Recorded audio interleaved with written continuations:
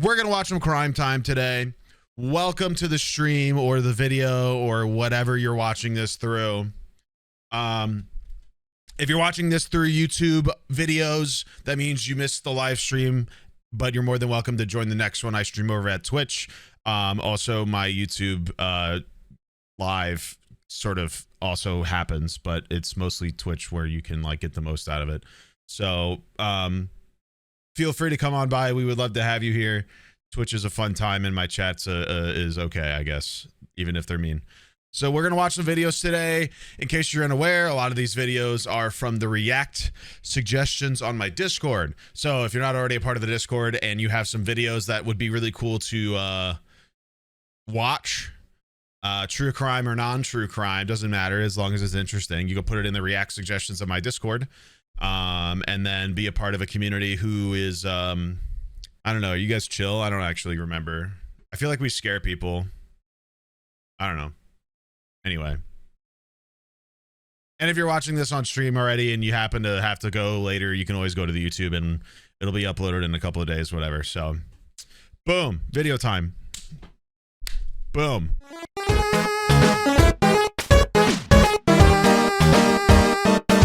Birds aren't real. Anyway. Okay, first things first, we're going to watch a video from Fern called How the CIA Uses Animals to Spy. It'll be a very interesting one. You guys will like this. I sort of know, but I'm sure there's plenty about it that I don't. This pigeon is a CIA spy. It's wearing a tiny high-tech camera, and it's about to gather intelligence on Soviet nuclear submarines. This is a dolphin. Right now, it's being trained to carry bombs and attach them to enemy vessels, possibly miniaturized nuclear bombs. Okay, wait, what? This raven isn't just flying around. It's on a mission. Currently, it's heading towards the hotel room of a KGB agent to plant a bug there. And this cat has been sent to spy on a Chinese diplomat. It had a microphone surgically implanted in its ear, and there's an antenna in its tail. This all sounds like science fiction. All of the birds died in 1986 due to Reagan killing them and replacing them with drones that are now spying on us. The birds work for the bourgeoisie. Thank you for reminding me to turn off text-to-speech.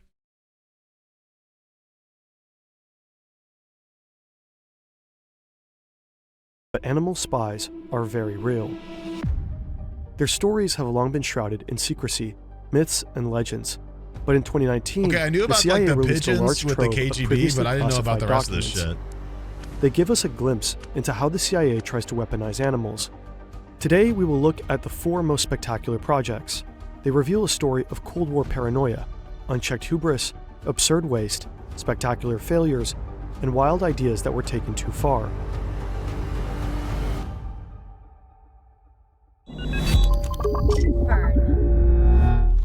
Most of this video is based on declassified CIA documents. Of course, the CIA wants to present itself in a certain light, and it's careful about what it reveals. Some parts are heavily redacted, and sometimes other sources give conflicting information. We can only present what we know. I wonder if if we it's don't 'cause know it's fucked something, up what we'll they be do. transparent about it. As always, you can find our sources in the description. Humans weaponize animals to make use of special capabilities they themselves lack. A dog's sense of smell is up to 10,000 times stronger than ours. It's perfect for sniffing out illegal drugs. To cross the Alps and invade Italy, the Carthaginian general Hannibal used war elephants. During World War II, the Polish army deployed a brown bear named Wojciech to the Italian front. In Iraq, the US military worked with dolphins, putting their unparalleled echolocation skills to use detecting underwater mines. I did not know and they some did work that. with animals I did is not know veiled that in we did secrecy. that. By their nature, it's hard to tell exactly how far these programs have progressed. In 2019, a beluga whale was discovered in Norwegian waters wearing a camera harness. A tag identified it as belonging to St. Petersburg, Russia. It was quickly accused of being a spy. In 2007, Iran apprehended 14 squirrels near a nuclear enrichment plant. You've cut me. The animals were arrested as spies. In 2018, a senior military advisor told the animals were arrested as spies.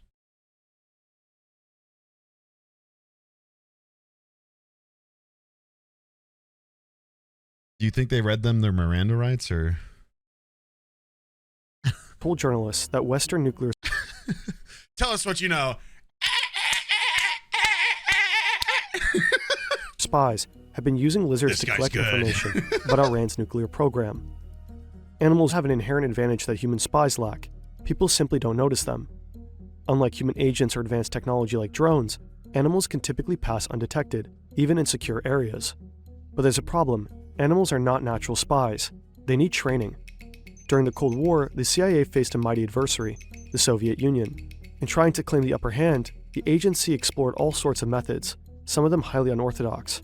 Psychedelic drugs, mind control, silent killer weapons, stealing Russian submarines, and, of course, animal agents. Dude, in the mid-1960s, the CIA launched Project Axial. The goal was to provide reliable trained avian vehicles for emplacement, transport, and a recovery of reconnaissance surveillance sensors to meet operational requirements as defined by the sponsors. In other words, the CIA was training birds to transport things like recording devices. But which birds were spy material? There were several candidates, some stronger than others. Well, I mean, they used messenger pigeons for a long time. The cockatoo seemed to be a wild card. Oh, God. One memo states, "We are completely in the dark as to what the possibilities are in regard to this critter." Nothing, bro. They're fucking awful. I mean, they look really cool, but like, dude, when we were in Australia, we went to this island for a bit as like a little vacation after our long business trip. And like, oh my God, they were everywhere. And if your door to your room was open, they would come in and start fucking wrecking the place. They would just grab anything that looked like food, toss it around. Also, they just go, rat, rat, rat, rat, rat, rat. Like, they're so loud, bro. I have no idea. There's no way they found anything to do with those things. They're not subtle at all, dude. Like, they're so loud and like so abrasive. You as a bird,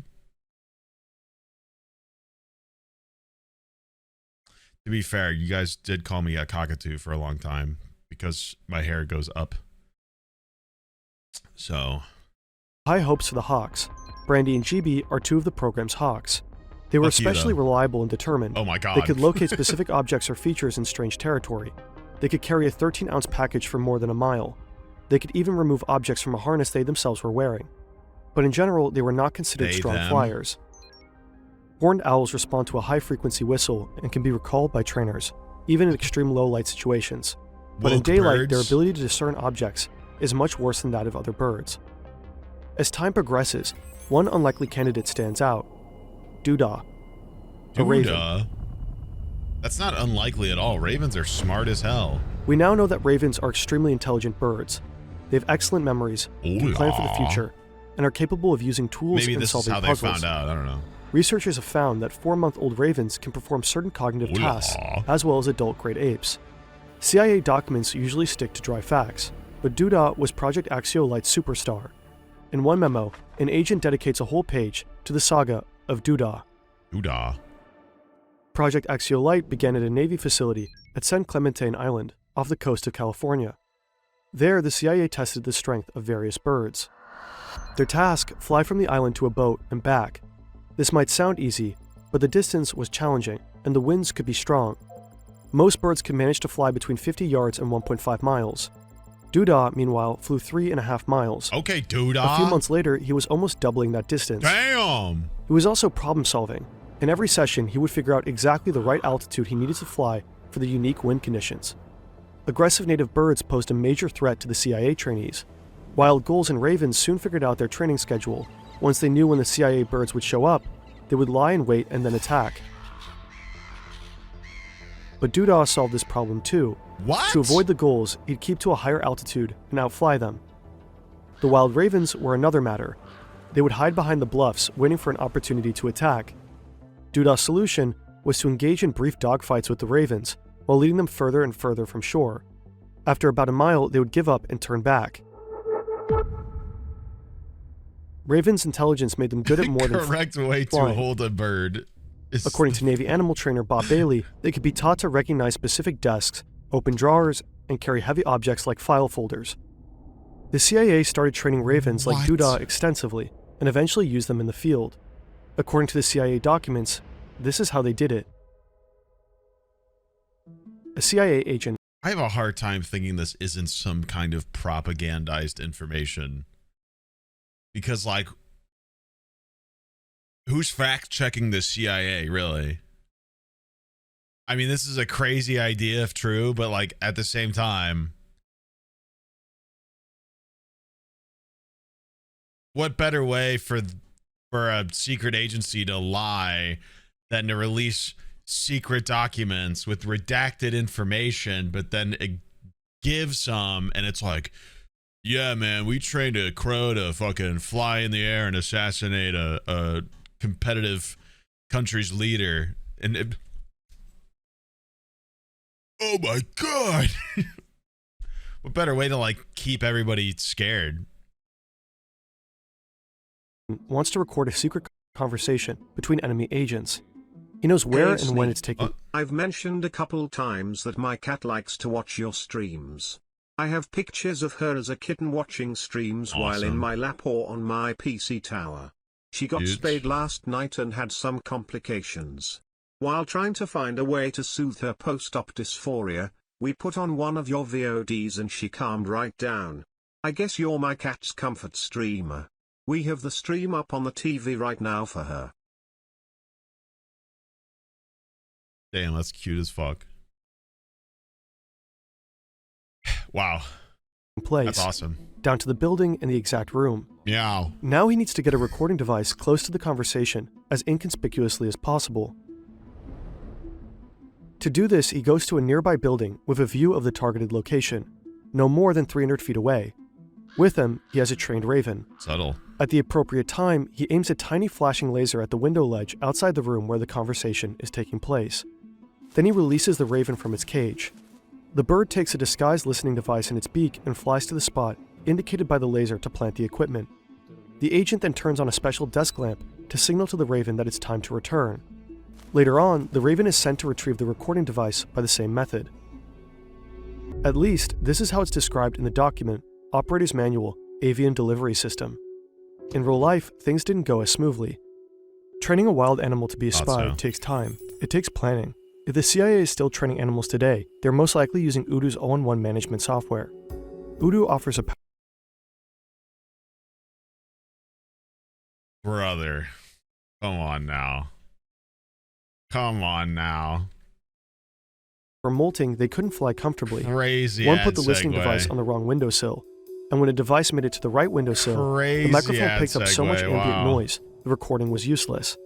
The document suggests that this whole technique was only used a single time, and the attempt seems to have been unsuccessful. Unfortunately, Duda's luck eventually ran out. One day he was attacked by a pair of wild ravens he'd fought many times before. All three birds disappeared from sight, and Duda never returned. He was presumed killed in action. The saga of Duda mourns his loss. He was in a class by himself, writes his trainer. He had a very large bag of tricks and was loved by all. In view of these talents, I suppose I shouldn't have been too surprised when he so quickly became a star on this project. In spite of our deep sense of loss, writes the anonymous agent, we do understand such tragedies are inevitable. Ravens aren't the only birds the CIA used as spies. In secret locations across the United States, Project Axial Light was also busy turning the humblest of birds into covert eyes in the skies. Yeah, I mean, once again, nothing is like, I really wouldn't be surprised in any regard if this is a lot of sensationalization by the CIA. I mean, once again, I don't think people necessarily fact check them at who's gonna do that. They're just gonna be like, fuck you. We're the CIA. You don't exist anymore, basically. So, like, really, what stops them from being like, look how cool this is. Oh, we were flying crows to spy on the KGB, and Dolphins were planting nuclear bombs. Like, it's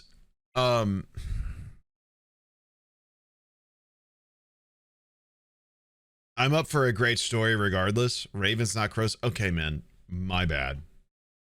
Sorry. I'm a bit skeptical as to the actual reality of this, because once again, if there's something Americans are good at, it's sensationalizing, because literally our entire government is in this position because we've sensationalized a bunch of radicalisms, to the point where we're just like literally taking a huge left turn out of democracy into something wicked and scary. So you know, country's real good at being like, yeah, and you know what, if we put all-inclusive bathrooms everywhere, everybody's gonna blow up and die. Yeah, that happened once. It didn't. It super happened though. You know what I mean? Like, it's the same as all of them being like, your child's gonna go to school and get transgender surgery. No, they're fucking not. There's actually like a lot of complexities to actually to a minor getting any of that done. Even medical treatment, not even like surgery. Like, that just doesn't happen. That doesn't happen. But like, you know, the idea of it happening is what's so, like, that's, for some reason, like, that's what Americans want to hear. They want to hear some crazy shit. And they want to, you know,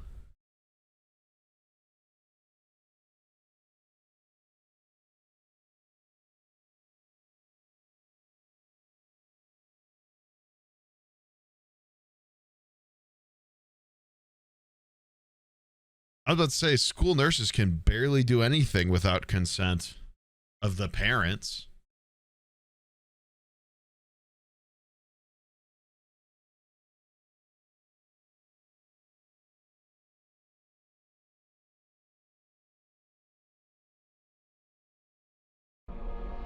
That's a whole different. It's September 1976. Aerial photographs show the Soviets building nuclear submarines in Leningrad. But the CIA needs more information. Spy planes fly tens of thousands of feet above their target, while satellites are restricted to space. From these distances, it's impossible to take detailed high-resolution. Yeah, wait, great point. Your bathrooms at home aren't gendered.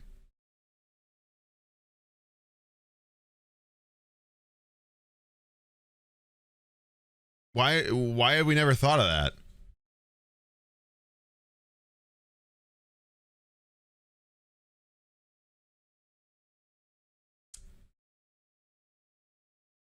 And airplane bathrooms. And family bathrooms. Oh my god, dude, pooping's woke.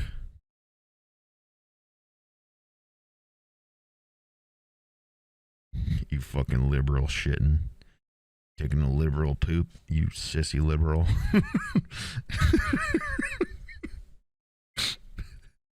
The liberals, they're trying to poop. They own the bathrooms. Their bathrooms are so bad. They just let anybody in there to take poops. They poop so many times. Pooping's actually very liberal. It's so left. It's so woke. It's so bad. You're going to need to stop pooping in bathrooms. You're just going to have to shit your pants. That's what I do. Believe me, I've got a little attachment right into my butt that takes my poop right out. Photos. Enter pigeons. A pigeon could fly about 100 feet over a target any time, day or night, and regardless of the weather. Most importantly, no one would notice it, and they could clearly be trained. Pigeons are no strangers to war. During World War II, the British National Pigeon Service would drop cases of the birds over occupied Europe. People would send them back with information about daily life or even military details like troop movements. The key was their unique honing instinct. Anywhere you release a pigeon, it can find its way back home. Even today, this ability still isn't fully understood. To exploit pigeons' natural talents for aerial photography, the CIA's Office of Research and Development created special 60mm cameras and harnesses for the birds to wear. The harnesses were made of leather and attached to the birds with adjustable Velcro tabs. That's crazy. They were designed to allow the birds full freedom of movement while holding the camera steady during flight. The cameras were lightweight and miniaturized. Each had a small battery-powered motor that advanced the film and cocked the shutter. Each camera had its own timer. And what? When it went off, shutter? the camera would take pictures for just a few minutes, resulting in 150 to 220 photos. Together, the camera and harness weighed just 39.5 grams. To produce useful images, pigeons needed to fly directly over their target at exactly the right time, but this could be difficult to arrange. Once they were released, the pigeons would fly back home in a more or less direct line. If the target was located on that line, there was a fairly good chance the pigeons would fly over it. But in covert situations, it wasn't always possible to release pigeons in ideal locations. Some areas were restricted, others were too exposed. To get around this problem, CIA handlers tried to teach the birds ABC flight. Point A is the point of release, point B is the target, and point C is the pigeon's home loft. To begin with, temporary targets a short distance away were established at point B. When they flew to these targets, the pigeons were rewarded. Over time, they were conditioned to expect this reward. Next, the reward at point B was eliminated, but to receive a reward at point C, they had to fly over point B first. And that's how they trained a pigeon to move from A to B to C. Once the birds were conditioned, they moved on to longer training flights. Inflatable white radums 20 feet in diameter Yeah, I'm were taking you used with a as grain point of salt B. too. We were just talking about The CIA that. where it's trained and like- tested birds in lofts in Oregon, Virginia, Missouri. To my knowledge, Missouri mentioned. Nobody's exactly fact-checking the CIA, to my knowledge. They could just make shit up and release documents that existed. I wouldn't even be shocked if there's some dude at the CIA that just fucking makes shit up. They're just like, dude, just come up with some stuff that people are like. Because, like, once again, America just loves some crazy shit. That's your job? In Alaska. Can you release this Alaska, it was CIA noted, document showed about how certain cool I geographical am? features with areas of interest in the Soviet Union. The training yielded mixed results. Birds were often lost along the way. Some birds simply flew away. Some were killed by wild birds. On the longer training flights, many birds flew too low along freeways and were hit by cars. Birds sometimes disappeared while wearing the special equipment that had been developed for them. Losses were time-consuming and expensive. Each time a bird was lost, a new one had to be purchased and trained. Some of the photos taken were very high quality. Some missed the target entirely. What the fuck are any of Even these? when the birds were fully trained, they could be relied on to complete their ABC even tell mission what the fuck only those about are. 1 out of 4 times. A C flight still held potential, though. If the release point was chosen carefully, with the target area between it and the home loft, CIA analysts felt there was a high probability the birds would fly over the intended target and obtain the high-resolution photos required. So the CIA knows that the Soviets are building nuclear submarines in the Admiralty and Sudomek shipyards in Leningrad, now known as St. Petersburg, and it needs high-resolution photos. Time for the pigeons to shine. An agent will have to release the pigeons with the shipyards between himself and the pigeon's home loft. To do this without being detected will require clandestine release techniques. The documents mention 3 that are considered as options. One is releasing the birds from underneath a large overcoat. The second option is briefcases and shopping bags with trick my bottoms. pigeons. The third option is this Volkswagen Beetle. A hole is cut in the floor. When the car is parked, pigeons are released through the hole. Oh my They god, waddle this out is from just underneath fucking the car ridiculous. and immediately take flight. That's, The operation is to go okay. ahead by August 1978. First of all of that's ridiculous. Some dude just has a pigeon stuffed in his coat and just or in a briefcase or they just have a hole in their fucking car and they're like, get the fuck out of here. Go, bitch, get the fuck out. It's just like,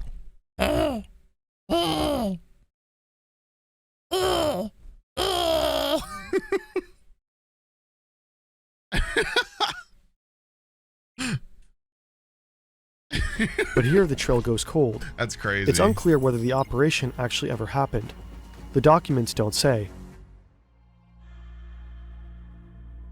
While the CIA's birds may have gathered invaluable aerial photo insights, other agents were being trained to sabotage enemy ships. Project Oxygas. This is James W. Fitzgerald. He's an engineer and Oxygas physicist. sounds like a fucking street It's drug, 1964, and Fitzgerald has been thinking about dolphins a lot. At a cocktail party, he mentions that he believes the animals could be used in warfare. The person he's talking to happens to be an admiral in the US Navy. He's intrigued enough to introduce Fitzgerald to someone from the CIA. Around the same time, the TV show Flipper debuts.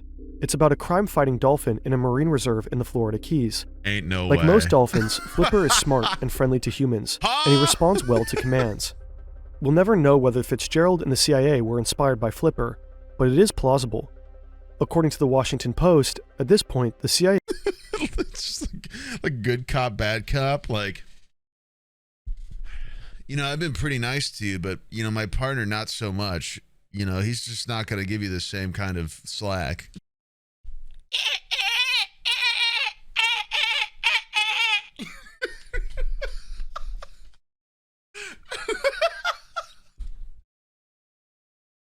CIA sends Fitzgerald to Florida, where he establishes a small laboratory. That's ridiculous. The same year, the CIA begins its dolphin program, Project Oxygas. The aim of Project Oxygas is to show that dolphins can be used in attacks against enemy ships. To this end, harnesses and nose cones are created to allow the dolphins to carry items.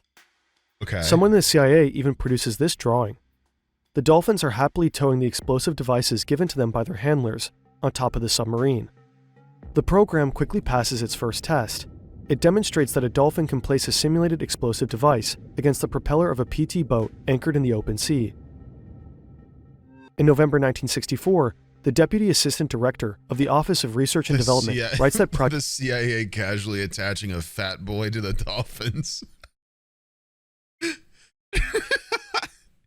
Project Oxygas has progressed more rapidly than we anticipated.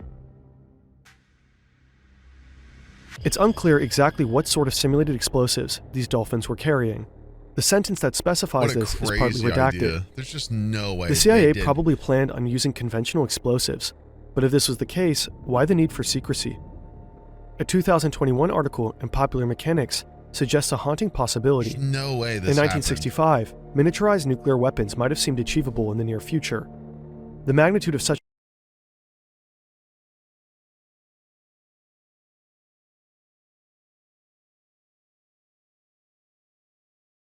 Okay, I was just making a joke. Did they say that at the beginning of the video or something, and that's how I thought about it? Or did I just like... I pre-watched this. You got me, guys.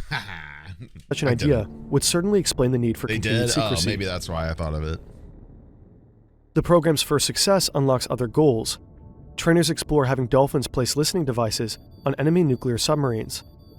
The hope is that directly attaching the devices will produce high-quality recordings that allow the CIA to better understand how the enemy's subs work. There's no way this happens. But wild animals Dolphins are just hard to try train. Fuck anything. One of the dolphins' strengths is how social they are. They're willing to work, especially as they bond with their trainers. But at some point, this becomes a liability. If the dolphins are performing tasks that please their trainers, then in the field, they'll need extra time to bond with agents before they can be considered reliable. There are also questions about whether dolphins can carry out operations over longer distances. At some point, the CIA seems to realize its limitations in understanding the dolphins' capabilities, and it contacts the Navy's Office of Naval Research to help.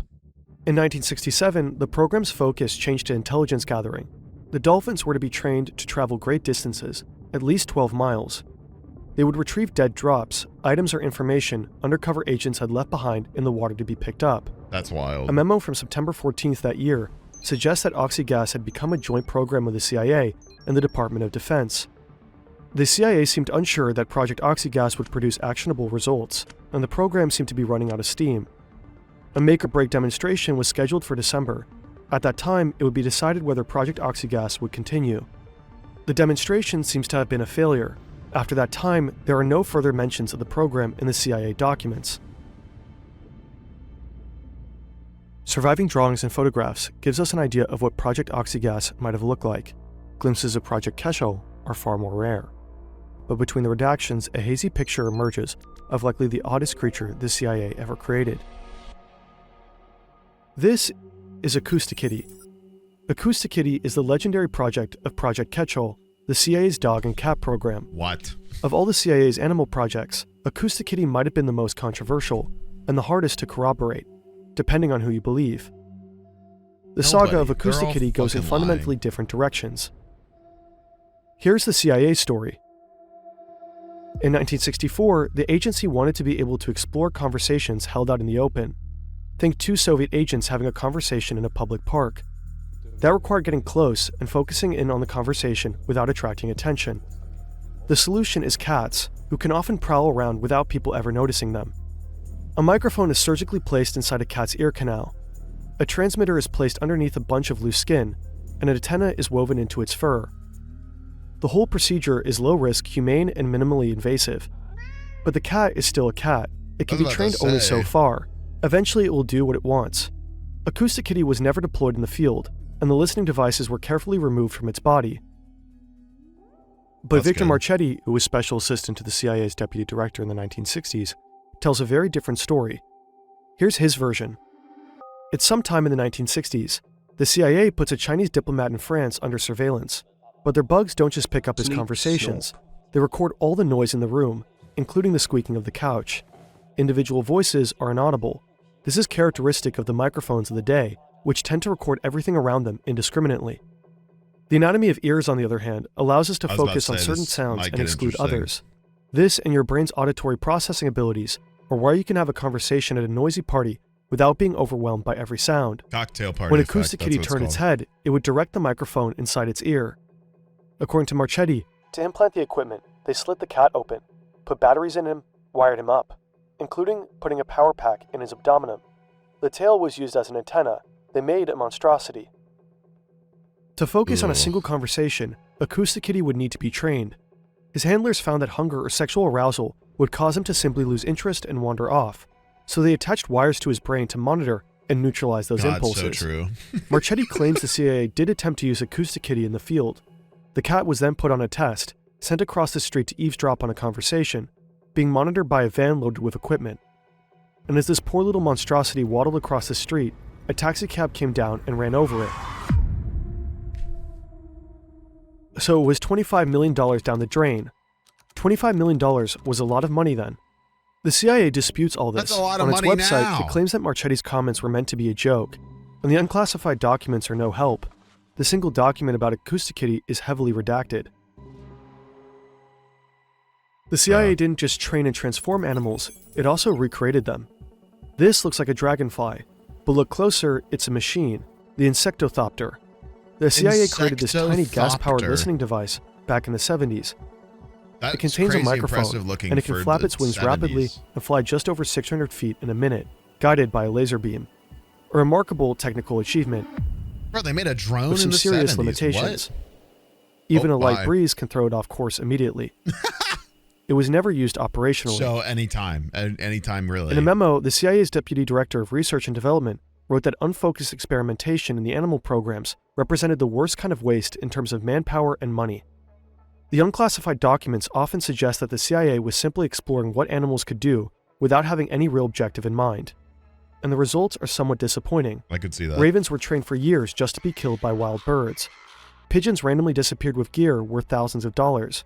And depending on who you believe, an expensive cyborg cat was at best useless in the field, and at worst immediately hit by a car. The declassified documents suggest that by the mid-1970s, the animal projects had fizzled out. Despite this disappointment, I doubt that. The quest to weaponize animals continues. The United States Defense Advanced Research Projects Agency, known as DARPA, has been running programs aimed at controlling insects for espionage. In 2012, a team at MIT announced that it had developed a neural probe that plugged into moths' nervous systems, allowing for their flight to be controlled. Engineers at the University of Washington have implanted moths' antenna into the Smellithopter, a drone that can actually pick up smells. The Smellithopter? And in 2018, DARPA announced the Persistent Aquatic Living Sensors program. The program explored the possibility of using aquatic creatures as living alarm systems. Hold the fucking phone. Have implanted moths' antenna into the Smellithopter, a drone that can actually pick up smells. A drone that can pick up smells? How the fuck does that work?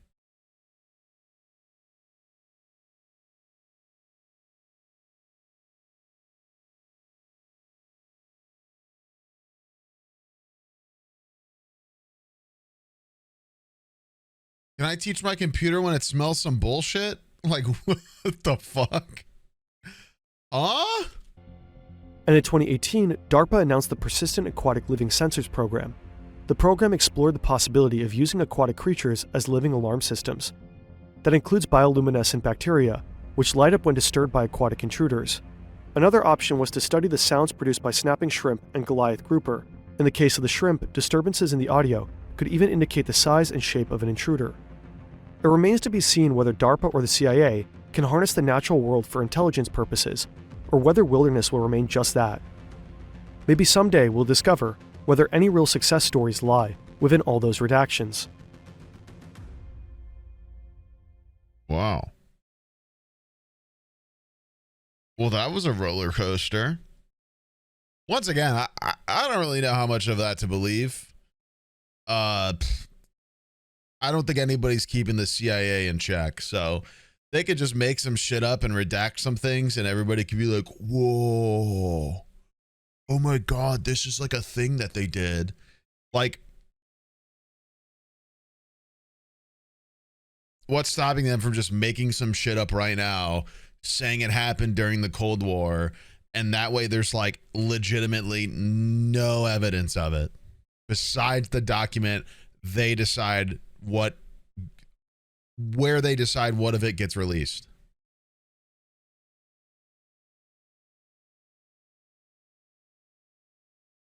That being said, the production on this channel, amazing. I'm definitely subscribing.